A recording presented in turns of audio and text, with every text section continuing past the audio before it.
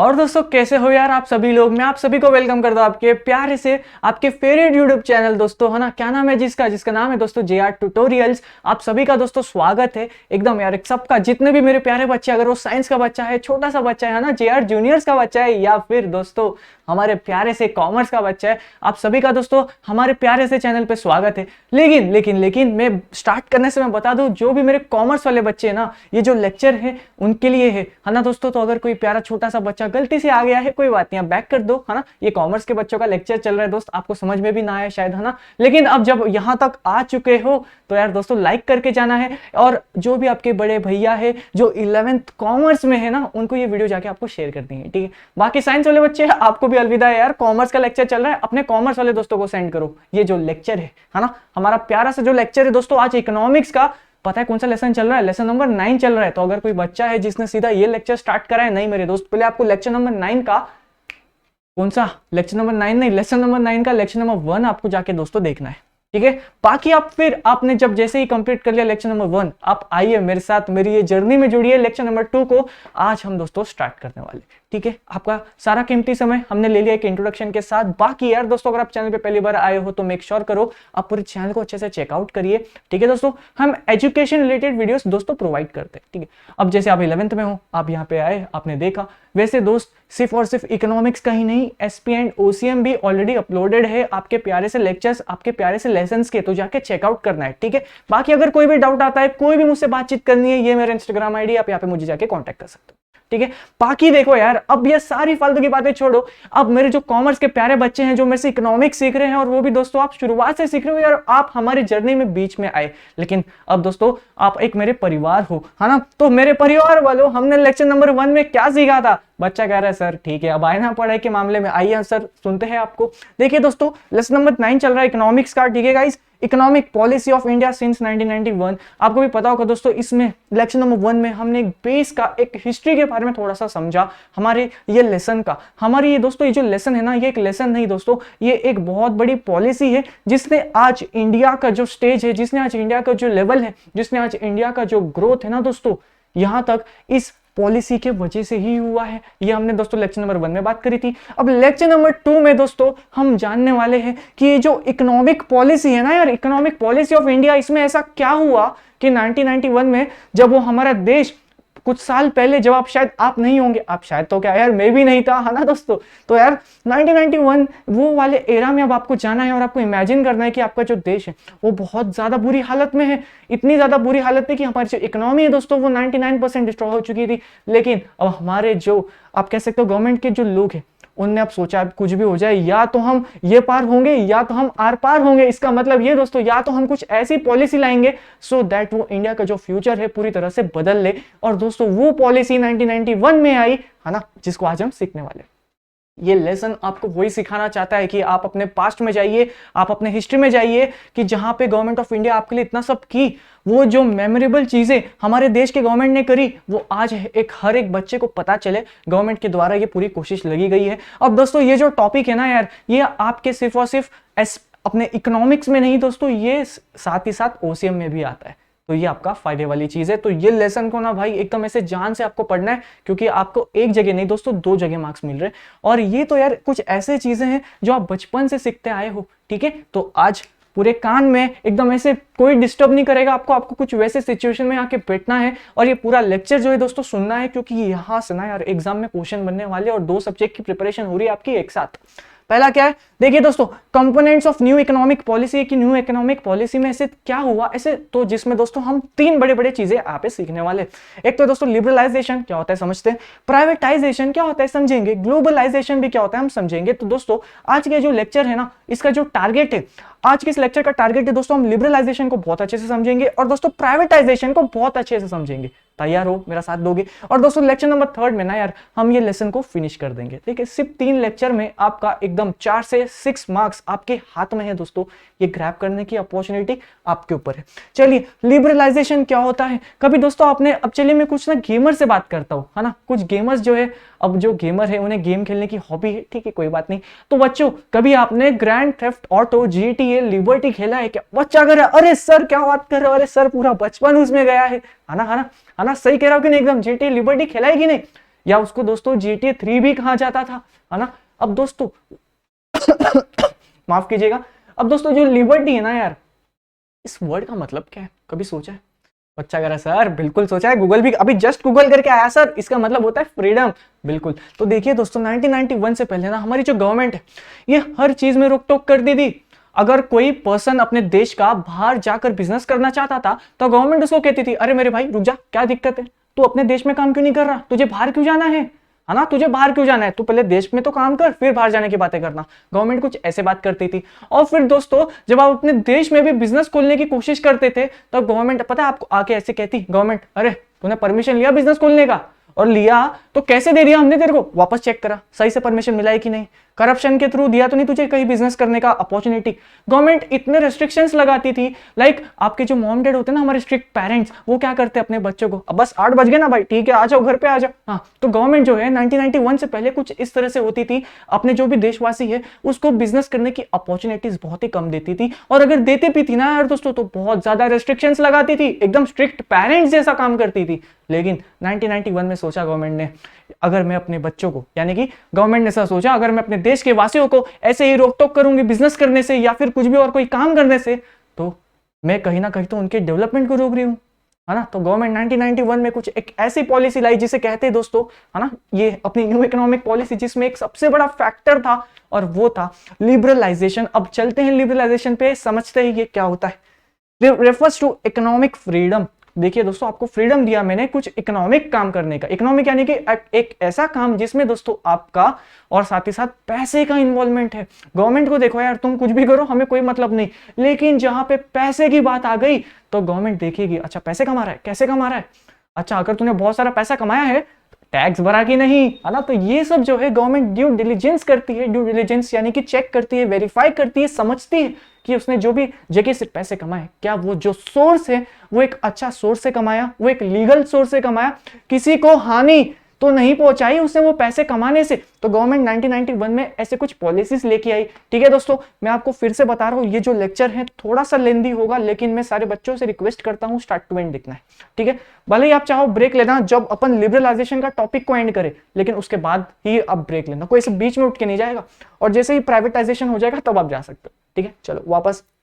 अब यहाँ पे देखिए रेफर्स टू इकोनॉमिक फ्रीडम, समझिए सर, प्रोड्यूसर्स, कंज्यूमर्स, ओनर्स या बिजनेसमैन कह लो, या जो भी ऐसा कोई इंसान जो बिजनेस करना चाहता है उसको गवर्नमेंट ने क्या कर दिया, फ्रीडम दे दिया, फ्री टू टेक डिसीजंस। जो तेरे को वो अपने वो मूवी नहीं देखी जा सिमरन जा जी ले अपनी जिंदगी, तो दोस्तों 1991 में गवर्नमेंट ही कुछ अपने ही देशवासियों को कहती है, जाओ देशवासियों जाओ बना लो अपना बिजनेस, है ना। अरे क्या डायलॉग बोल दिया यार मैंने, है ना। ये दोस्तों आपको याद रखना है, ये डायलॉग जो है एकदम इंस्टेंट आया, देखो भाई। तो ये जो लिबरलाइजेशन है ना, आपको कुछ इस तरह से ये रिमेंबर करने को हेल्प करेगा। चलिए, leads to removal of restrictions, barriers यानी कि कुछ ऐसे ऑब्जेक्ट्स जो आपको आगे जाने नहीं दे रहे।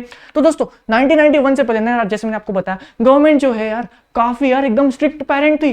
वो चाहती नहीं थी कि उसका बच्चा जो है घर के बाहर जाए। घर के बाहर जाए यानी कि सर आप ये कहना चाहते हो देश के बाहर जाए? बिल्कुल। अगर आपको घर के बाहर जाना भी है, दोस्त के साथ पार्टी करने जाना है, तो आपको अपने स्ट्रिक्ट पेरेंट्स तो स्ट्रिक्ट होते ही है, उनको होना भी चाहिए, है ना। ये बात पे कोई बुरा नहीं मानना है, ठीक है। लेकिन क्योंकि वो आपका केयर करते हैं, है ना दोस्तों, ऑब्वियस सी बात है, वो आपकी सोचते हैं वो आपके बारे में कि कहीं आपके बच्चे, उनके जो बच्चा है प्यारा सा, उनको कोई प्रॉब्लम ना है। चलिए ये तो बात की बात है, लेकिन यहाँ पे ध्यान दो यार, leads to removal of restrictions. Government सोचती है यार मैंने अपने बच्चों को काफी ज्यादा रिस्ट्रिक्शन कर दिया और वो बच्चा कहीं मेरे से नाराज ना हो जाए, कहीं वो देश छोड़ के ना भाग जाए, कहीं वो दूसरे देश में काम करने ना चले जाए। एक काम करती हूँ, इनको जो बिजनेस का अपॉर्चुनिटी है ना अपने देश में देती हूँ, सो दैट अपने देश का डेवलपमेंट हो, है ना। हाँ, अब मैं किसी को भी नहीं रोकूंगी, जिसके पास जो भी टैलेंट है बाहर आके दिखाओ, जिसको भी बिजनेस करना है आके करो, प्लीज करो। 1991 में गवर्नमेंट कुछ ऐसे बातें करती है। अब देखिए दोस्तों, आप बोलोगे सर आपने प्राइवेट लिबरलाइजेशन पे सर इतना टाइम ले लिया, वो भी सिर्फ और सिर्फ इंट्रोडक्शन में, तो मतलब ये बाकी जो टाइम लगेगा हमें, क्या हमें इतना सारा टाइम लगने वाला है? बिल्कुल नहीं दोस्तों। अगर आप ये लिबरलाइजेशन का जो भी आपने स्टार्ट टू एंड यहां तक सुना है ना, अब ये जो एक्सप्लेनेशन है आप ये हेड पॉइंट्स के अंदर लिख सकते हो। आओ देखें यहाँ पे। चलिए, मेजर्स टेकन फॉर लिबरलाइजेशन, इसका मतलब ये दोस्तों कि गवर्नमेंट जब लिबरलाइजेशन ला रही थी, यानी कि फ्रीडम देना चाहती थी जो भी लोग बिजनेस करना चाहते हैं, तब गवर्नमेंट ने ऐसे क्या मेजर्स लिए, आओ सीखते हैं भाई। पहला है दोस्तों फ्लेक्सिबिलिटी ऑफ इंटरेस्ट रेट। इसका मतलब ये दोस्तों 1991 से पहले गवर्नमेंट जो है ना दोस्तों बहुत ज्यादा हाई इंटरेस्ट पे आप कह सकते हो बैंक लोन प्रोवाइड करती थी। या अगर कोई भी इंसान जो है 1991 से पहले बिजनेस करना चाहता था, और बिजनेस कर लिए दोस्तों, आपके पास पैसे होने की जरूरत है, लेकिन अगर पैसे के साथ साथ आइडिया भी होना चाहिए ना। लेकिन दोस्तों पहले क्या होता था 1991 से पहले, देखिए पहले भी नहीं तो आज भी होता है, लोगों के पास आइडिया बहुत अच्छा है लेकिन बिजनेस स्टार्ट करने के लिए पैसे नहीं है। तब गवर्नमेंट क्या करती थी दोस्तों, लोगों को लोन देती थी। और लेकिन तब पता है लोन कितने में मिलता था, 28 से 30% से भी ज्यादा इंटरेस्ट चार्ज करते थे 1991 से पहले। और यही दोस्तों अगर आज की हम बात करें ना, तो आप कह सकते हो बिजनेस लोन के लिए भी काफी ज्यादा ऐसे क्राइटेरियाज है, काफी ज्यादा कैटेगरीज है। लाइक अराउंड 10 to 18% तक के रेंज में आपको लोन मिल जाता है। तो सोचो, आप ही अंदाजा लगा लो कि दोस्तों 1991 से पहले कितने बड़े ये लोग कितना ज्यादा इंटरेस्ट चार्ज करते होंगे। और दोस्तों आपको पता है कस्टम ड्यूटी की रेट कितनी थी 1991 से पहले, कितनी होगी कस्टम ड्यूटी? वैसे याद करो, इंपोर्ट और एक्सपोर्ट पे लगती है, इस पे हम कभी डिटेल में बात करेंगे। लेकिन दोस्तों आपको पता है इंपोर्ट एंड एक्सपोर्ट की आप कह सकते हो जो ड्यूटी है, यानी कि जो टैक्स है, पता है कितना परसेंट था? 130%। अगर यानी कि मतलब अगर आपने कोई 5,000 की चीज आपने बाहर के देश से खरीदी है ना, बाहर के देश से आपने कुछ मंगाया है, तो उस पे 130% इंटरेस्ट आपको और देना पड़ेगा, सो दैट आप वो प्रोडक्ट अपने देश में ला सको। मतलब यार ऑलमोस्ट डबल हो गया प्राइस से, है ना। कैलकुलेट कर लो, 5,000 प्लस 130% इंटरेस्ट, ऐसा कैलकुलेट इक्वल्स टू दबाना, और जो अमाउंट आएगा उतना अमाउंट आपको सिर्फ एज अ टैक्स पे करना है। 1991 में से पहले ये होती थी रेट्स, लेकिन फिर गवर्नमेंट ने 1991 में सोचा यार बच्चे हैं मेरे, छूट दे देती हूँ, आओ सब आओ यहाँ पे, अपने ही देश वालों को आपको बिजनेस करना है, अरे गवर्नमेंट लोन प्रोवाइड करेगी, और वो भी बहुत ही कम इंटरेस्ट लोन में, है ना। तो 1991 में कुछ ऐसे रेट्स आए। Freedom for expansion of industries, जैसे हमने बात की थी दोस्तों, अगर आपको बाहर जाके बिजनेस करना है बिल्कुल कर सकते हो आप, आपको अपने देश में करना है बिल्कुल कर सकते हो। आपको महाराष्ट्र स्टेट में ही नहीं, आपको त्रिपुरा, सिक्किम, है ना, कहां जाना है, राजस्थान, ठीक है, बहुत अच्छी बात है, गुजरात में बिजनेस करना है बिल्कुल कर सकते हो। Freedom for expansion of industries, ठीक है दोस्तों, आपको एक्सपांशन करने के लिए लैंड दे दिया, जहां आप चाहो कर सकते हो, बस रूल्स लॉस का आपको फॉलो करना है ना, वो तो ऑब्वियस सा बात है।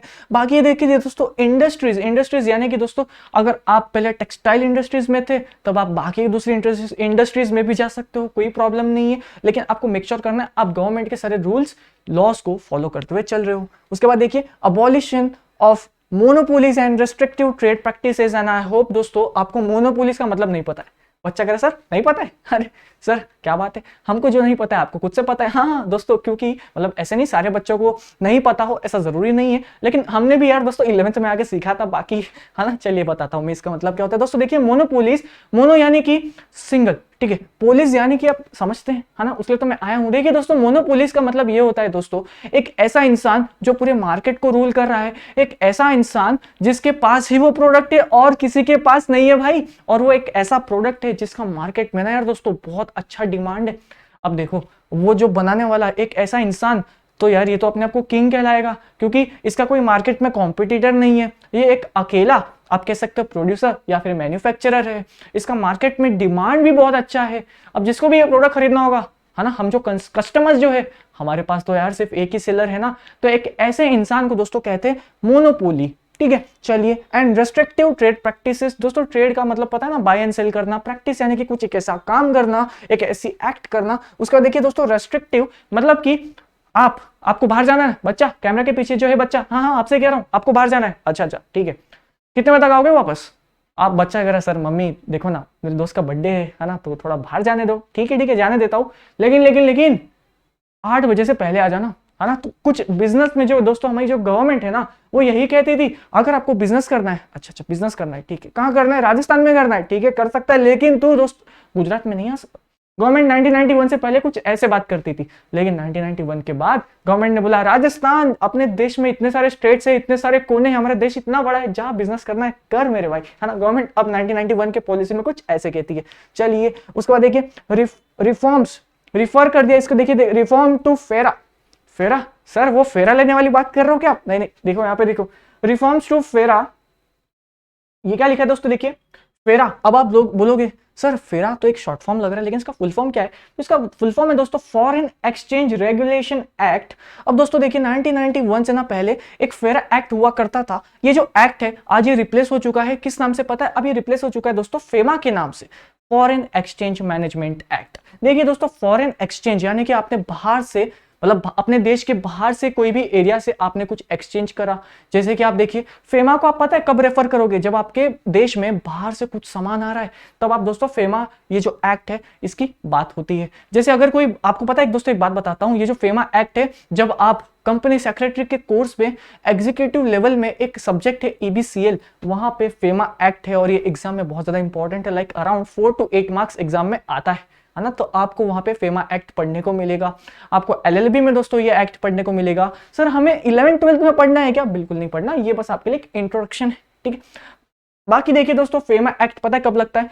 अगर कोई दोस्तों बाहर के देश का इंसान है, ठीक है, कहां कौन से देश का इंसान है? बच्चा कह रहा है सर दुबई का ले लो ना प्लीज, मेरे को दुबई बहुत पसंद है। ठीक है चलो भाई, दुबई का एक देश है, दुबई वैसे एक सिटी है ना दोस्तों। देखिए दुबई एक सिटी है, मैं भी कैसे कंफ्यूज हो गया, देखिए दुबई एक सिटी है ना दोस्तों। अब कोई सिटी जो दुबई के सिटी में रहता है, राइट, ठीक है, अब उसको इंडिया में बिजनेस करना है। दुबई वाला जो एक वो शेख है ना, हेलो हबीबी कहाँ पैसा डालू इंडिया में, ऐसे कुछ बात करता है वो देखता है मुंबई में एक प्रॉपर्टी है। अब दोस्तों हबीबी के पास तो बहुत पैसा है, कितना पैसा, 100 करोड़, अरे यार तू 200 करोड़ पकड़, मेरे को मुंबई वाली प्रॉपर्टी चाहिए। लेकिन हमारी गवर्नमेंट तो ऐसा होने नहीं देगी ना यार दोस्तों, बाहर वालों के पास इतना पैसा है, लेकिन गवर्नमेंट का एम तो यही है हमारे देश वालों के पास पहले प्रॉपर्टी हो, उसके बाद हम बाद वालों, मतलब जो बाहर के देश वाले हैं हम तब उनको आने देंगे। अरे यार तुम बाहर वाले एक बार तुम वहां पे ही रहो, हमारे देश में इतने सारे लोग हैं, उन सभी के पास प्रॉपर्टी नहीं है, अरे तुम्हें कहां से दूं, तुम्हारा नंबर बाद में लगेगा, पहले हमारे देश वालों को आने दो, है ना। तो दोस्तों इस वक्त पे लगता है फेमा एक्ट, कुछ रेस्ट्रिक्शंस होती है जो फेमा एक्ट को फॉलो करनी पड़ती है। सर हमें फेमा एक्ट सीखना है क्या? बिल्कुल नहीं, ये बस एक आउट ऑफ सिलेबस था, मैं सोचा आपको बता दूं, है ना। ठीक है चलिए यहाँ पे चलते हैं। इन्वेस्टमेंट इन इंफ्रास्ट्रक्चर, देखिए दोस्तों 1991 से पहले गवर्नमेंट जो है काफी रेस्ट्रिक्टिव थी। वो ना यार दोस्तों प्राइवेट इंडिविजुअल्स जो है, या आप कह सकते हो जो प्राइवेट कंपनीज होती है, उनको इन्वेस्ट करने से बहुत रोकती थी, बहुत टोकती थी। और गवर्नमेंट सोचती थी ये जो बिल्डिंग है ना, ये गवर्नमेंट की बिल्डिंग होनी चाहिए, ये जो बिल्डिंग है ये भी गवर्नमेंट की बिल्डिंग होनी चाहिए, है ना। ये जो ऑफिस तुम्हें बनाना है ये गवर्नमेंट बना के देगी। अब दोस्तों आपको पता है गवर्नमेंट जब बनाती थी उस प्रोजेक्ट को कंप्लीट करने के लिए वो 5 से 10 साल लेती थी। और यही अगर कोई प्राइवेट इंडिविजुअल कर लेता, प्राइवेट इंडस्ट्रियलिस्ट कर लेता, प्राइवेट से मेरा ये कहने का मतलब है जहां पे गवर्नमेंट का इन्वॉल्वमेंट नहीं होता, वहां पे जो ओनर है वो अपने मेहनत से वहां तक पहुंचा है, वहां पे गवर्नमेंट की कोई भी एक्सिस्टेंस नहीं होती। हम इसको आगे समझेंगे, टेंशन ना लो, लेकिन यहाँ पे ध्यान दीजिएगा इन्वेस्टमेंट इन इंफ्रास्ट्रक्चर में यही कहना चाह रहा हूँ कि 1991 से पहले आप देखोगे ना दोस्तों हमारे देश में वो ऊंची ऊंची इमारतें बहुत ही ज्यादा कम थी। लेकिन 1991 में दोस्तों या उसके बाद से जब वो रिफॉर्म्स आए, जब लोगों को मतलब जो कंस्ट्रक्शन वाली जो आप कह सकते हो जो सेक्टर है, कंस्ट्रक्शन सेक्टर में बहुत सारे लॉस को हटाया और काफी ज्यादा अपॉर्चुनिटीज दी, जितने भी बिजनेसमैन जो कंस्ट्रक्शन के फील्ड में है उनको बुलाया रहा, आप जो है ना आपको बड़ी बड़ी इमारतें बनानी है अपने देश में, उन सबको फ्रीडम दिया गया 1991 के बाद से। चलिए यहाँ पे एनकरेजमेंट टू फॉरेन टेक्नोलॉजी, जैसे देखिए दोस्तों 1991 से पहले ना इंडिया जो है काफी एकदम ऐसे सेल्फ, आप कह सकते हो सेल्फ ऑब्सेस्ड टाइप थी। सर सेल्फ ऑब्सेस्ड यानी कि ये यहाँ पे कैसे आएगा? देखिए दोस्तों इंडिया 1991 से पहले पता है क्या होता था, जो भी काम करेंगे हम खुद करेंगे, हमें किसी की जरूरत नहीं है भाई, है ना, हम अपना देख लेंगे, हमें तुम लोग से कोई मतलब नहीं। हमारा इंडिया 1991 से पहले ऐसा सोचती थी। वो ब्रदरहुड या लाइक आप कह सकते हो बाहर के देश से एक अच्छा फ्रेंडली रिलेशन होना, हमारी जो इंडिया है इतना नहीं सोचती थी यार। क्योंकि आपको भी पता है दोस्तों, हमने भी सोचा था इंग्लैंड जो है जब हमारे देश में बहुत सालों पहले आई थी, वो एज अ फ्रेंड आई थी, है ना, एक एज अ बिजनेस प्रपोजल लेके आई थी। लेकिन बिजनेस प्रपोजल के करते करते उनने हमारे ऊपर कितने बड़ा, आप कह सकते हो कितने सालों तक राज करा, है ना। अब 1991 से पहले तो गवर्नमेंट यही सोचती थी नहीं नहीं भाई, अब हम किसी और देश को हमारे देश में आने नहीं देंगे, पता चला वो भी हम पर राज करके चले गए। ऐसा थोड़ी ना होता है, इतने मुश्किल से हमारे जो फ्रीडम फाइटर्स है उनने हमारे लिए फाइट करा, है ना दोस्तों, बिल्कुल करा है। अब उनकी जो आप कह सकते हो कुर्बानी है, उनका जो बलिदान है, हम उसे वेस्ट नहीं होने दे सकते, है ना। इतने बड़े बड़े फ्रीडम फाइटर्स हैं हमारे देश के। तो गवर्नमेंट ने सोचा यार 1991 से पहले गवर्नमेंट बहुत ही रिस्ट्रिक्टिव थी, हर किसी को अपने देश में बिजनेस करने को अलाउड नहीं करती थी, और उनके टेक्नोलॉजी को तो पूछते भी नहीं थी। उनको लगता था अरे अपना इंडिया सबसे आगे, बिल्कुल है, लेकिन हमें और ज्यादा आगे होना है। ये 1991 में गवर्नमेंट को सोचा और उन्होंने दोस्तों फॉरेन टेक्नोलॉजीज को बहुत ज्यादा एनकरेजमेंट करी।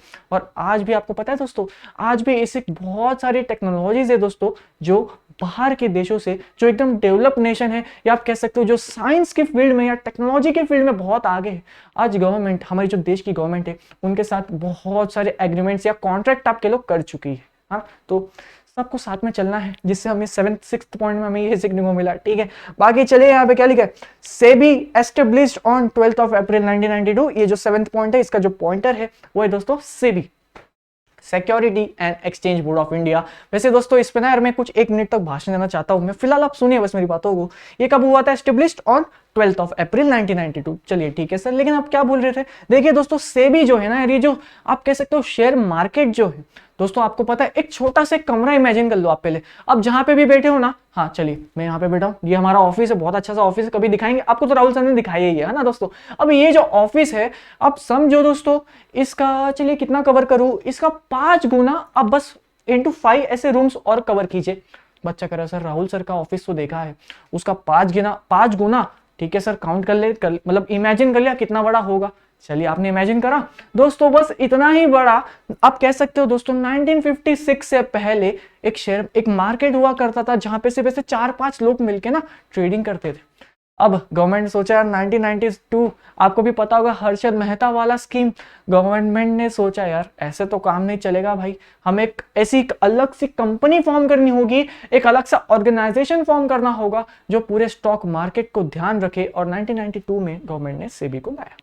ठीक है, समझ रहे हो? एक मतलब इन शॉर्ट में ये कहना चाहता हूं दोस्तों कि 1991 से पहले एक छोटे से कमरे में ही शेयर मार्केट हुआ करता था, वहां पे ही सारी ट्रेडिंग हुआ करती थी, वहां पे 4-5 लोगों ने दोस्तों मिलकर ही ये चीज को फॉर्म करा था, और आज वो चीज इतनी बड़ी हो चुकी है जिसको हम एज अ सेबी बोलते हैं। ठीक है, बिल्कुल। एंड आई होप दोस्तों इसी के साथ हमने अपना क्या कंप्लीट किया है, लिबरलाइजेशन वाला पार्ट कंप्लीट किया है। ठीक है, चलिए दोस्तों आगे चलते हैं। अगर कोई बच्चा चाहे तो फिलहाल 1 मिनट का ब्रेक ले सकता है। ठीक है, अब ऐसा पॉज करके जाना, पानी वानी पी के आओ, है ना, फ्रेश हो जाओ, ऐसे बाहर ऐसा टहल के आ जाओ थोड़ा, और भाई कैसा ऐसा अपने दोस्तों को पूछ के आ जाओ, है ना, अपनी जो हमारी जो लड़कियां, जो हमारे व्यूअर्स हैं, हमारी जो प्यारी बच्चियां हैं, वो भी आपकी सहेलियों को ऐसा कॉल कर लो, हेलो हाँ हाँ तू देख रही कि नहीं गौरव सर का लेक्चर, है ना, ये बोलना है आपको। चलिए ब्रेक ले लिया, स्टार्ट करें भी। क्या है भाई? प्राइवेटाइजेशन। इसका मतलब देखते हैं पहले, यहां पे देखिए ग्रीन में मैंने क्या लिखा, आइए पहले इसको रीड करते हैं। Means transfer of ownership from public to private sector. बच्चा कह रहा है सर आप तो रीड कर रहे हो, हमने भी आपके साथ रीड करा, बट सर कुछ समझा नहीं। ठीक है कोई बात नहीं, आगे वापस रीड करते हैं। अरे आओ तो सही। रेफर्स टू प्रोसेस, ये एक प्राइवेटाइजेशन दोस्तों एक ऐसा प्रोसेस है, यहाँ पे लिखा है, ठीक है, that reduces involvement of public sector and increases that of private sector in economic activity. देखिए दोस्तों प्राइवेटाइजेशन का ये मतलब है कि 1991 से पहले गवर्नमेंट के पास ज्यादातर रूल्स अपने पास ही रखती थी गवर्नमेंट। अगर आपको बिल्डिंग बनानी है गवर्नमेंट बनाएगी और किसी को बनाने का राइट नहीं है। अगर आपको रोड बनाना है गवर्नमेंट बनाएगी और किसी के पास राइट नहीं है। आपको अगर इंफ्रास्ट्रक्चर सेक्टर में काम करना है, हमें गवर्नमेंट जो है आप पे भरोसा है नहीं भाई, हम पे तुम पे बिल्कुल भरोसा नहीं है, जो हमारे देशवासी है हमें तुम पे बिल्कुल भरोसा नहीं है, ये तो गवर्नमेंट बनाएगी। लेकिन दोस्तों 1991 में सारे रूल्स रेगुलेशंस एक सब कुछ चेंज हो गए, एक न्यू पॉलिसी आई जिसे आज हम सीख रहे हैं। उस पॉलिसी में दोस्तों लिबरलाइजेशन का तो बहुत बड़ा हाथ था ही, सेकंड नंबर पे जिसका एक बहुत बड़ा रोल था वो था दोस्तों प्राइवेटाइजेशन। प्राइवेटाइजेशन में दोस्तों इस यहाँ पे पता है क्या होता था, यहाँ पे दोस्तों जो भी गवर्नमेंट के पास ओनरशिप है ना, अगर गवर्नमेंट को लगता ये जो इंसान है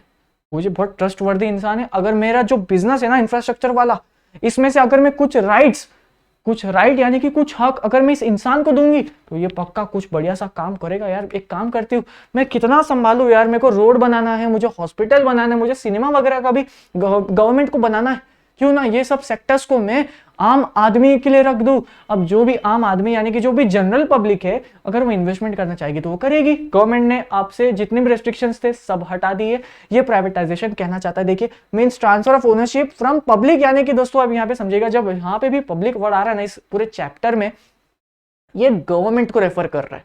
ठीक है, तो यहाँ पे क्या लिखा है, transfer of ownership from government to private sector. Private sector यानी कि ऐसे लोग जो गवर्नमेंट से बिल्कुल भी कनेक्टेड नहीं है। अब दोस्तों एक मुझे एक बात बताओ, क्या मैं एक प्राइवेट इंडिविजुअल हूं? बच्चा करे सर बिल्कुल हो सर, क्योंकि आप गवर्नमेंट से बिल्कुल भी कनेक्टेड नहीं हो। मतलब सर वो टैक्स वगैरह देना वो तो अलग बात है सर, लेकिन क्या मुझे गवर्नमेंट बोल रही है क्या कि आपको 11th का लेक्चर बनाना है? नहीं ना, मुझे तो राहुल सर बोल रहे।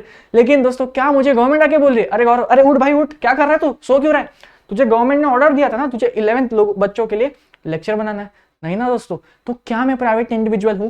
बिल्कुल हूं, है ना, क्योंकि यार मुझ पे गवर्नमेंट का कोई भी आप कह सकते हो कोई भी इंटरफेरेंस नहीं है। ठीक है, मैं अपने मन से अपने वॉलेंटरी इच्छा से आपके लिए लेक्चर्स बना रहा हूं, तो मैं क्या हूं, मैं हूं एक प्राइवेट इंडिविजुअल, क्योंकि मैं एक अकेला हूं। ठीक है, तो वैसे ही दोस्तों प्राइवेट सेक्टर जितने भी आप कह सकते हो दोस्तों, मुकेश अंबानी हो गए या जितने भी हमारे देश के इंडस्ट्रियलिस्ट हो गए, हमारे टाटा सर हो गए, है ना, टाटा रतन, है ना, बिल्कुल बिल्कुल। तो ये जितने भी बड़े इंडस्ट्रियलिस्ट थे दोस्तों, हमारे गौतम अडानी अंकल को कैसे भूल गए भाई, वो तो एकदम टॉप नॉच आदमी है। तो ये जो इतने बड़े बड़े इंडस्ट्रियलिस्ट है दोस्तों, 1991 के बाद गवर्नमेंट ने दोस्तों इनको छूट दे दी। अब जो भी बिजनेस करना चाहते हो करो, गवर्नमेंट से परमिशन लो, बाकी अच्छा काम करना, लोगों को आप हानिकारक मतलब ऐसा कुछ ना बनाना कि लोगों का नुकसान हो जाए, प्लीज प्लीज ऐसा मत करना। उनकी जो हेल्थ है उसको डैमेज नहीं होना चाहिए, बाकी आप अपना काम करो। अगर हमें लगेगा, गवर्नमेंट बोलती है अगर हमें लगेगा तो हम आप पे रूल्स, न्यू लॉज लेके आएंगे, ठीक है। चलिए आगे देखते हैं। Measures taken for privatisation. अब देखते हैं दोस्तों गवर्नमेंट ने प्राइवेटाइजेशन को अच्छा करने के लिए गवर्नमेंट ने क्या करा। देखिए दोस्तों यहां से ना यार ये जो है एक बहुत ही इंपॉर्टेंट पहलू स्टार्ट हो चुका है प्राइवेटाइजेशन का। यहां से ये जो लेक्चर है और 15 मिनट लगेगा, तो दोस्तों पूरा 15 मिनट्स आपको फोकस यहां पे करना है, ठीक है। पहला ही पॉइंट बहुत इंपॉर्टेंट है, डिसइन्वेस्टमेंट। बस चलिए स्टार्ट करते हैं। डिसइन्वेस्टमेंट क्या लिखा है भाई, act of selling shares, act of selling shares of sick public sector units to private sector. बच्चा कह रहा है सर रीड करना है, वो मैंने कर लिया, लेकिन समझाओ मतलब क्या। और सर ये क्या है सिक पब्लिक, सर कंपनी, मैंने सुना था कि वो एक आर्टिफिशियल इंसान है, लेकिन सर आर्टिफिशियल इंसान क्या बीमार होती है क्या सर, क्या बात कर रहे हो आप हैं सर, ये कैसा, ये सर ये क्या है, ये सिक, ये क्या है सर, ये वर्ड ये आपने कुछ गलती से लिख दिया है क्या, सिक पब्लिक कंपनी। सर कंपनी को क्या बीमारी हो गई थी क्या सर, उसको खांसी हो गया था क्या सर, अभी तो विंटर का मौसम चल रहा है सर, क्या उसे कफ एंड कोल्ड हो गया था सर, फीवर हो गया था क्या उसे कंपनी को। अरे बिल्कुल नहीं दोस्तों, ये देखिए सिक पब्लिक सेक्टर, यानी कि दोस्तों सिक मतलब पता है क्या यहाँ पे कहना चाह रहा है, कुछ ऐसे कंपनीज जब वो बैंकरप्ट हो जाती है, जब वो इंसॉल्वेंट हो जाती है, जब उनके पास दोस्तों लोगों के, आप कह सकते हो उनके पास प्रॉफिट बिल्कुल नहीं होता और वो अब सिर्फ और सिर्फ दोस्तों कर्जे में है। मैंने क्या कहा दोस्तों, एक ऐसी कंपनी जिनके पास प्रॉफिट कह लो या आप एसेट्स कह लो, एसेट्स में प्रॉपर्टीज काउंट कर लो, सब कुछ नेगेटिव में। वो जो शेयर मार्केट है उनका शेयर क्रैश हो गया, सेबी ने उनको उनके शेयर्स को हटा दिए। आप कह सकते हो उन्होंने लोगों से इतने सारे लोन लिए थे, अब जब उसे चुकाने की बारी आई तब कहते हैं अरे मैंने तुमसे लोन तो ले लिया था, लेकिन जो बिजनेस में लगा है वो पूरी तरह से डूब गया है। अब जब लोन को रिपे करने की बारी आई, उन्होंने अपना पॉकेट दिखाया, ये देखो पूरी तरह से खाली है। वो कुछ पब्लिक जो कंपनी है ना वो दोस्तों कुछ ऐसी बात कर रही है। अब ये कंपनीज को कहते हैं दोस्तों सिक पब्लिक कंपनीज, यानी कि एक ऐसे कंपनीज जिनके पास लोगों से कर्जा तो बहुत है, लेकिन जब आप इनकी जेब चेक करो तब आपको सिर्फ और सिर्फ ये दिखेगा, ठीक है। इसे कहते हैं सिक पब्लिक कंपनी। अब ऐसे कंपनीज का दोस्तों क्या होगा आप बताओ। बच्चा कह रहा है सर मुझे लगता है गवर्नमेंट ऐसा मतलब जेसीबी को बुलाएगी और बोलेगी अरे तोड़ दे मेरे भाई। नहीं नहीं ठीक है चलिए, बाकी आप क्या सोचते हो। बच्चा कह रहा है सर जो उनकी प्रॉपर्टीज है ना गवर्नमेंट उसको जाके बेचेगी और जो भी पैसा आता है वो रिकवर करेगी। ओके बहुत अच्छा आंसर था, बाकी वो जेसीबी वाला तो बहुत भारी था। अपन मस्त बैठ के जेसीबी की खुदाई देखेंगे, है ना। हाँ यही चल रहा है फिलहाल, लेक्चर देखो। हाँ मैं क्या कह रहा था, सिक पब्लिक कंपनी दोस्तों गवर्नमेंट पता है क्या करती है। गवर्नमेंट जो है दोस्तों, आप जैसे ही सारे आम आदमी जितने भी हमारे देश में जनरल पब्लिक है, अगर उसके पास पैसा है, अगर आपको कोई दिख रही है जो कंपनी वो डूबने वाली है, तो गवर्नमेंट आपको राइट देती है दोस्तों, अगर आप चाहो तो ये पूरी कंपनी को खरीद सकते हो। जी मैंने एकदम बिल्कुल सही कहा है दोस्तों। ये जो सिक पब्लिक कंपनी है, गवर्नमेंट काफी बार इनको, आप कह सकते हो जब ये कंपनी गवर्नमेंट को पता चले तो डूबने वाली है, अच्छा तो डूबने वाली है ना, ठीक है एक काम करते हैं इसको डूबने से बचाया जाए। क्यों ना हम हमारे देशवासियों को बोले जो भी पैसा लगाना चाहता है हमारे पास, आप अपने अपने आप कह सकते हो अपने आप क्या कहते हैं उससे, आप अपने इन्विटेशन कार्ड लेके आओ, है ना, आप अपने आप एप्लीकेशन लेके आओ, है ना, एप्लीकेशन के लो, उस एप्लीकेशन में आप ये लिख दो कि सुनो गवर्नमेंट वालों, ये जो कंपनी डूब रही है ना मैं इसको बचाने आया हूँ, इस कंपनी का सुपरमैन हूं मैं, इस कंपनी को मैं 10 करोड़ में खरीदूंगा। आपने कुछ ऐसी बात कर दी तो ये सब जो राइट्स है जब गवर्नमेंट ने दिए, ये सिक पब्लिक कंपनी के लिए खासकर लाया। और दोस्तों आपको पता है पहले तो एक सिक करके एक सिक एक्ट होता था, अब वो जो एक्ट है उसको पूरी तरह से हटा दिया गया है। और दोस्तों आज जो एक्ट है पता है कौन सा है, IBC 2016, ठीक है, इंसॉल्वेंसी बैंक्रप्सी कोड 2016, ठीक है। अब ये जो लॉ है ये ऐसे सिक पब्लिक कंपनीज या ऐसे सिक कंपनीज, ऐसे कंपनीज जो पूरी तरह से कर्जे में डूब चुकी है, ये जब कंपनीज डूब जाती है तब इन्हें IBC वाले लॉ को फॉलो करना पड़ता है। और जैसे दोस्तों अब याद करो, IBC officer, insolvency bankruptcy officer, ये एक बहुत ही ज्यादा, आप कह सकते हो ये एक बहुत बड़ा प्रोफेशनल होने वाला है आप अपने ही कुछ सालों में। तो अगर कोई बच्चा है जो सोच रहा है सर CA वगैरह, CS CM में MBA LLB ये सब तो सर सब करते हैं, मैं क्यों ना सर आईबीसी ऑफिसर बन जाओ, तो इस पे थोड़ा सा आप विचार कर सकते हो, ठीक है। बहुत ज्यादा देखिए दोस्तों, हमने तो इस टॉपिक को एकदम समराइज वे में पढ़ा है, क्योंकि यहाँ पे इसका टॉपिक नहीं ना यार, यहाँ पे तो ये सिर्फ एक वर्ड आया था तो मैंने सोचा आपको बता दूं। बाकी ये एक अपने आप में ही दोस्तों एक बहुत ज्यादा बड़ा एक्ट है, बहुत बड़ा एक्ट है, ठीक है। एंड जब आप दोस्तों अगर आप सीएस करोगे, ठीक है, और सीएस में भी अगर आप फाइनल में आ जाओगे, फाइनल वाले लेवल में, आईबीसी पूरे के पूरे 100 मार्क्स का पेपर है। आईबीसी पूरा लॉ आपको पढ़ना है दोस्तों, वो भी पूरे 100 मार्क्स के लिए, तो मेहनत चालू रखो। चलिए, तो देखिए दोस्तों, डिसइन्वेस्टमेंट यानी कि act of selling shares of sick public sector units to private sector, मतलब कि दोस्तों गवर्नमेंट ने आपको मौका दिया है, जो भी कंपनी जो है ना डूबने वाली है ना, अरे कोई बात नहीं, तो डूब मत, मैं लोगों को बोलती हूँ जो भी पैसा लगाना चाहे लगा सकता है, सो दैट ये कंपनी जो है वो रिवाइव हो जाए। डिसइन्वेस्टमेंट सबको इन्वेस्टमेंट करने का मौका दिया। डी रिजर्वेशन पॉलिसी, देखिए दोस्तों 17 अपॉर्चुनिटीज टू प्राइवेट सेक्टर्स। देखिए 1991, देखिए दोस्तों 1991 से पहले ना यार गवर्नमेंट जो है हर किसी को बिजनेस करने का मौका नहीं देती थी, ठीक है, पहले बात तो आपको ये समझना है। और दोस्तों आपको पता है 17 सेक्टर्स कुछ ऐसे थे इंडस्ट्रीज में, कुछ ऐसे इंडस्ट्रीज के 17 सेक्टर्स जहां पे 1991 से पहले कोई भी अलाउड नहीं था सिवाय गवर्नमेंट के। 1991 के बाद गवर्नमेंट ने बोला ये जो 17 सेक्टर है ना, आप यहाँ पे आओ, बिल्कुल काम करो। हम पहले रोकते थे पर अब नहीं रोकते, गवर्नमेंट कुछ ऐसी बात करती है। लेकिन दोस्तों आज भी एक ऐसे सेक्टर्स आज भी गवर्नमेंट ने अपने पास रखे हैं, वो कौन से सेक्टर है?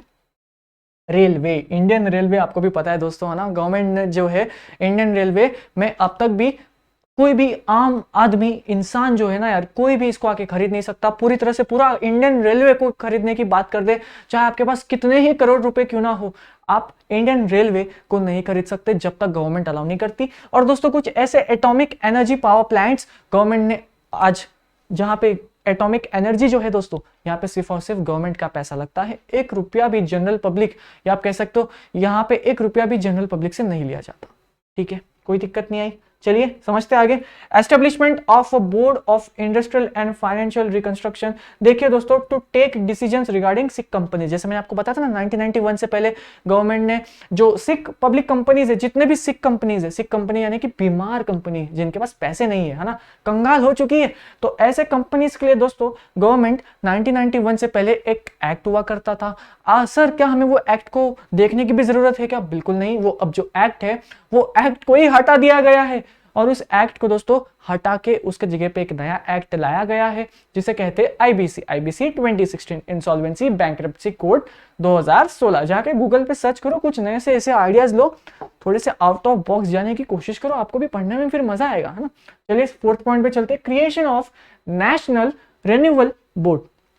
देखिए दोस्तों यहाँ पे वापस मेरे साथ 4th पॉइंट साथ में बोलेंगे सारे, creation of national renewal board. देखिए दोस्तों इसका मतलब जब गवर्नमेंट जो है हमारी यार ये चाहती थी कि हमारे जो देशवासी जो है ये लोग आए, ये लोग, अब देखिए 1991 से पहले हम काफी स्ट्रिक्ट थी, गवर्नमेंट कहती है, लेकिन यार अब तो हमने तुम्हें मौका दिया है ना बिजनेस करने का, अब क्यों नाराज हो रहे हो तुम हमसे? यार बिल्कुल आप बिजनेस करो, कोई भी गवर्नमेंट रोक टोक नहीं करेगी। और जब आपने बहुत अच्छा बिजनेस किया ना, आपने जैसे ही बहुत अच्छा बिजनेस करा, गवर्नमेंट आपको पूरी तरह से सहायता करने की कोशिश करेगी, जो भी आपको छूट लगती है गवर्नमेंट आपका मदद करेगी। ये 4th पॉइंट आपको बस ये कहना चाहता है। देखिए फालतू सा पॉइंट था, रीड करके लीजिए, कोई इतना डिफिकल्ट नहीं है, बस यहाँ पे जो है ना यार ये मेन 3 पॉइंट्स आपको बहुत अच्छे से याद कर लेने हैं।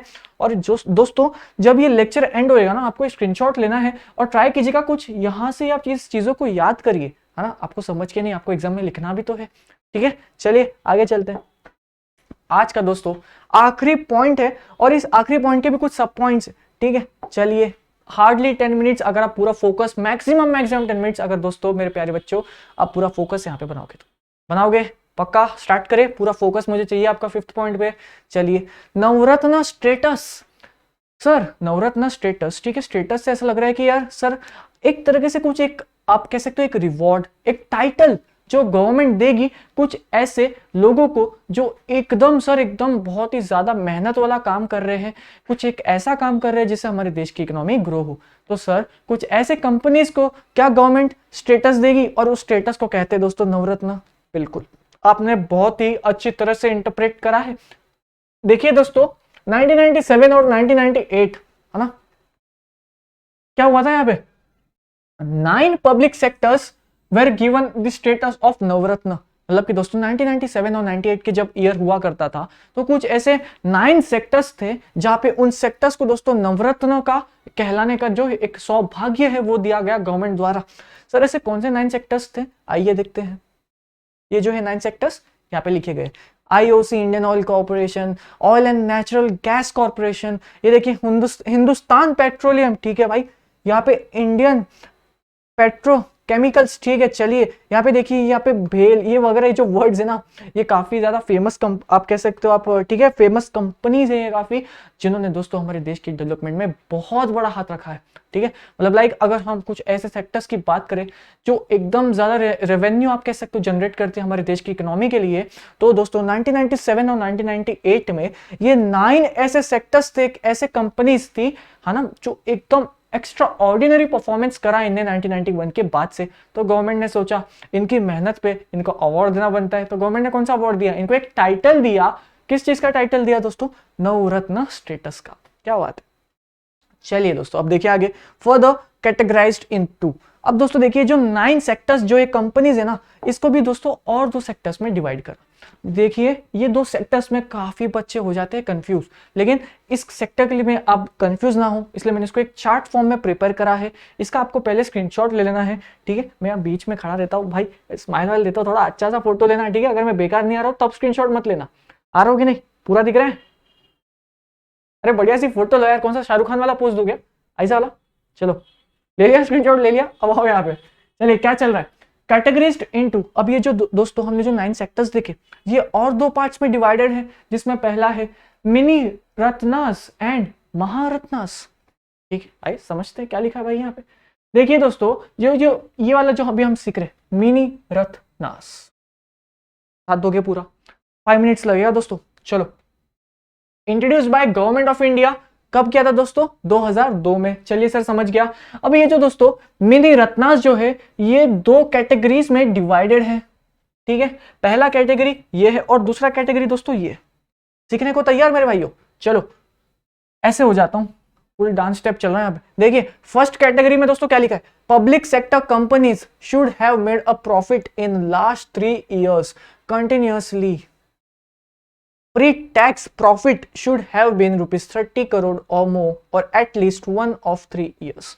देखिए दोस्तों, अगर आपको, देखिए पहले आप ये समझिए, मिनी रत्नास जो है 2002 में लाया गया था। कौन लाया, गवर्नमेंट ऑफ इंडिया लाई। इसके कितने कैटेगरीज है, 2 कैटेगरीज है। पहली कैटेगरी में दोस्तों क्या लिखा है, जितने भी पब्लिक सेक्टर कंपनीज है, पब्लिक सेक्टर यानी कि एक ऐसी कंपनी जिसमें गवर्नमेंट जो है ना यार, उसका जो आप कह सकते हो इंटरफेरेंस है वो बहुत ज्यादा है, उस कंपनी को पब्लिक सेक्टर कहते हैं। तो दोस्तों public sector companies should have made a profit in last 3 financial years. Financial years I hope आपको पता है, इन लास्ट 3 कंटिन्यूअसली। मतलब कि दोस्तों देखिए, अगर आपकी कंपनी जो है, इसको हम एक एग्जांपल के थ्रू समझेंगे, ठीक है। थोड़ा सा और ज्यादा समय लगेगा लेकिन कोई बात नहीं। देखिए आपकी कंपनी है दोस्तों, ये 4 साल आपकी कंपनी को रन हुए, ठीक है। आपकी कंपनी दोस्तों 4 साल तक चली है। क्या बात है यार, क्या बात है। पहले साल में दोस्तों आपने 10 करोड़ का मुनाफा किया, फिर दोस्तों आपने 5 करोड़ का किया। क्या बात है, बहुत पैसा कमा रहा है आपका कंपनी। फिर दोस्तों 20 करोड़, क्या बात है यार। फिर दोस्तों 3 करोड़, 3 करोड़ रखे, ज्यादा दे दूं क्या?